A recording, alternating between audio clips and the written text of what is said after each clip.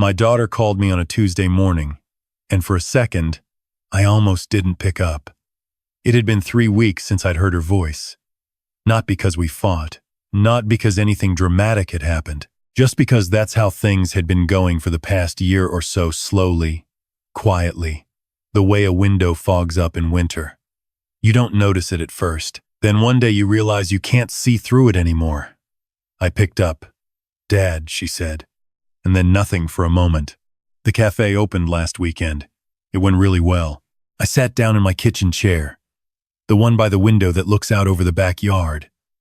I've had that chair for 22 years. I sat in it the night my wife passed. I sat in it the morning my daughter told me she was engaged. I sat in it now, holding the phone, hearing those words. Last weekend. "That's wonderful," I said. Because what else do you say? What words exist for that moment when you realize you weren't just forgotten, you were left out on purpose? She didn't apologize. She didn't explain. She said the launch was intimate, that they'd kept it small, that it was really just for people who were closely involved in the day-to-day. I had given her $34,000. I want you to understand what that number means for a 63-year-old man living in Fredericton, New Brunswick, on a fixed income. That wasn't money I had sitting around. That was the RRSP I'd been building since my 30s. That was the money I'd earmarked for the years when my knees would finally give out and I couldn't work anymore. That was the fund my wife and I had started together, back when we thought we'd both be around to use it. I cashed out part of it. I paid the early withdrawal penalty. I paid the income tax on it, because my daughter had a dream, and I believed in her. And that's what fathers do. The cafe was her idea, a small bakery and coffee shop in downtown Fredericton. The kind of place with exposed brick and local art on the walls, and a chalkboard menu that changes with the seasons. She'd talked about it for years. When she married my son-in-law, he had some savings, enough to rent the space and buy the equipment, but not enough for the full renovation, the permits, the initial inventory, the first 3 months of operating costs while they found their footing. She came to me in the spring of the year before last. We sat at this same kitchen table. She had a business plan printed out, bound with a little plastic spine, the way she used to present her school projects when she was 12. I remember thinking, she's still that girl. My girl. I told her yes before she finished presenting. The $34,000 went in 3 installments. The first in April, the second in July, when the renovation ran over budget, which I was told was completely normal, and I shouldn't worry, and the third in October, a smaller amount, just under $6,000, to cover a commercial espresso machine that broke during installation and needed replacing faster than their insurance could process the claim. Each time I transferred the money without complaint, without conditions. I didn't ask for a repayment schedule. I didn't ask for a stake in the business. I told her it was a gift, because watching your child build something is its own reward. I believe that. I still believe it. In some part of me that hasn't fully hardened yet. What I didn't know, what I found out gradually. The way you find out most painful things, in pieces.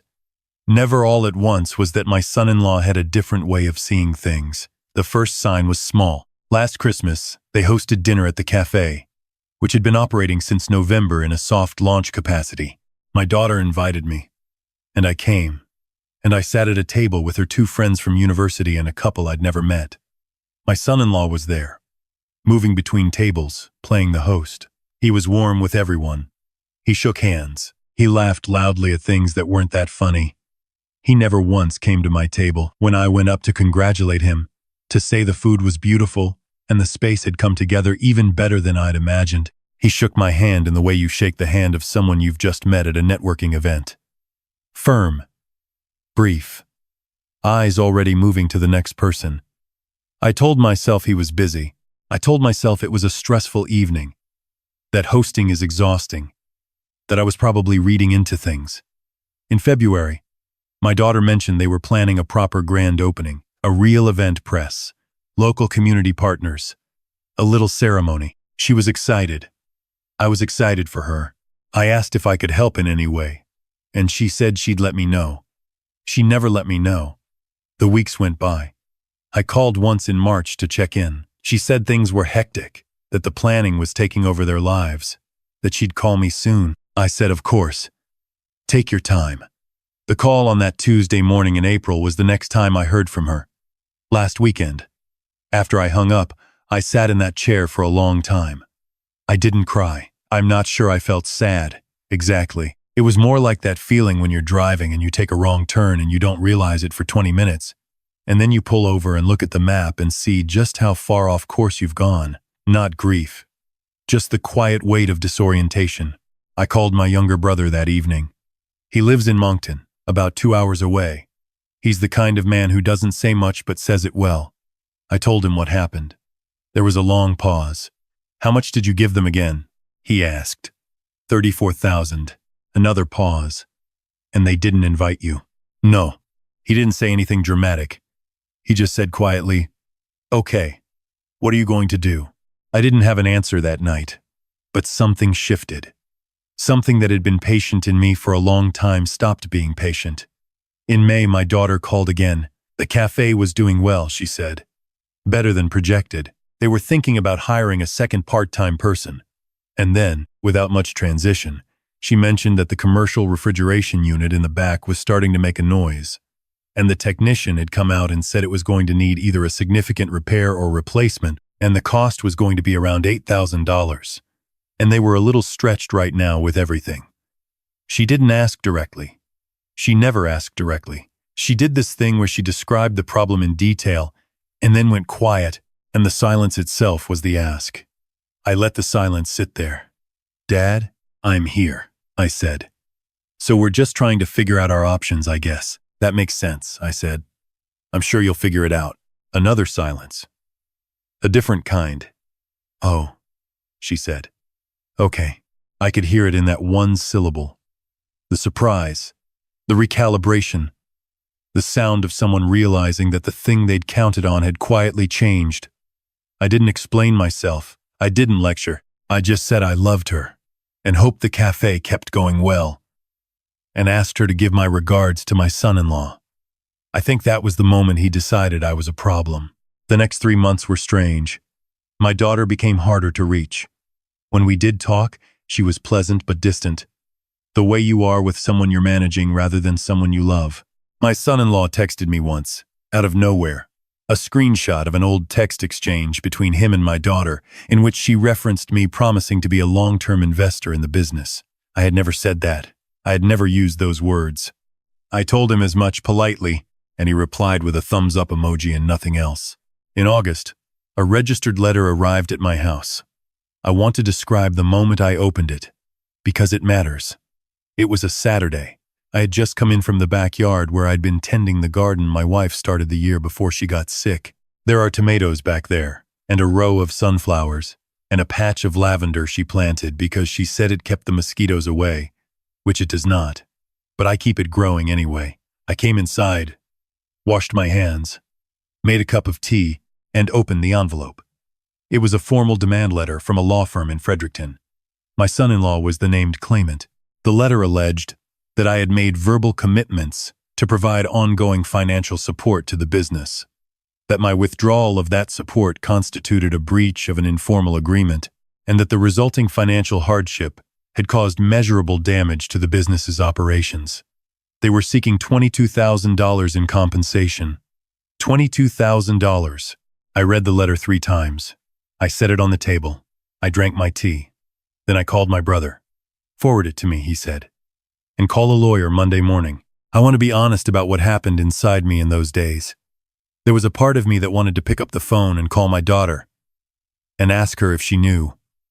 Ask her if she had signed something. Ask her if this was something they were doing together, or something he had done on his own. Part of me wanted to believe that she didn't know, that she would be horrified, but I didn't call, because I realized that if she didn't know, she would have called me, and she hadn't called. My lawyer was a woman in her 50s, calm and methodical, with a corner office and a way of reading documents that made you feel like every word was being weighed on a very precise scale. I brought her the demand letter. I brought my bank statements showing the 3 transfers. I brought every text message I had sent and received in relation to the cafe. I brought the original conversation from 2 years ago, where my daughter had presented me with the business plan. My lawyer read everything carefully. Then she looked up and said, There's no written agreement here. No, I said. It was a gift. Did you ever use the word investment? Or loan? No. I was explicit. I told her it was a gift. Do you have that in writing? I thought about it. I have a text where I said wait. I found it on my phone. From April 2 years ago, the day before the first transfer, my daughter had texted asking if I was sure that she didn't want me to feel pressured. I had written back, don't worry. This is a gift, not a loan. No strings. Just make something you're proud of. My lawyer almost smiled. That, she said, is quite helpful. The legal process was not fast. I won't pretend it was. There were months of back and forth, letters and responses, a mediation session that went nowhere because my son-in-law arrived with a list of grievances that had nothing to do with money, and everything to do with the fact that I had stopped being useful. In that mediation room, he said, with real conviction, that I had led them to depend on me and then abandoned them. That word, abandoned, landed in the room and stayed there. I looked at him across the table and I thought about the 6-8-year-old man I was becoming. I thought about the retirement fund I had cashed out. I thought about standing in the backyard of my house alone, tending a garden that my wife had started, wondering whether the people I loved still thought about me. I said, very calmly, I gave your wife $34,000, which I documented clearly as a gift. I attended one dinner at your café. I was not invited to the grand opening of the business I helped build. When I declined to provide additional funds, I received a legal demand. I don't think the word abandoned means what you're using it to mean. He didn't respond. His lawyer shuffled papers. Mediation failed. The case went to small claims court, which in New Brunswick can handle disputes up to $50,000. The hearing was a Thursday morning in January, the kind of cold Fredericton morning where the air hurts your face and the sky is the color of old cement. I wore a tie. My brother drove up from Moncton and sat in the gallery. My son-in-law presented his case. He talked about verbal commitments and reasonable expectations and the financial damage my withdrawal had caused. His voice was confident. He'd clearly prepared. Then it was my turn. I presented the bank records. I presented the text message. I presented the written business plan my daughter had given me, which contained no reference to ongoing support, only a one-time capital infusion to launch. I presented the mediation notes showing that my son-in-law had been unable to produce any documentation of a verbal agreement, any witness, any email, any text of any kind suggesting I had committed to anything beyond what I had already given. The judge, a patient, careful man, who took a lot of notes, asked me one question directly. Mr. Callahan, in your own words, what was the nature of this financial arrangement? I said, I gave my daughter money to help her open a business she'd dreamed about for years. I gave it because I loved her, and I wanted to help her. There were no conditions, no repayment expectations, no ongoing commitments. I have that in writing. When I was asked for more money after not being invited to the opening of the very business I helped fund, I said no. That's the whole of it. The judge nodded slowly, wrote something down. The decision came in the mail 6 weeks later. The claim was dismissed. No costs were awarded either way, which my lawyer had said was standard. But the claim was dismissed. Every part of it.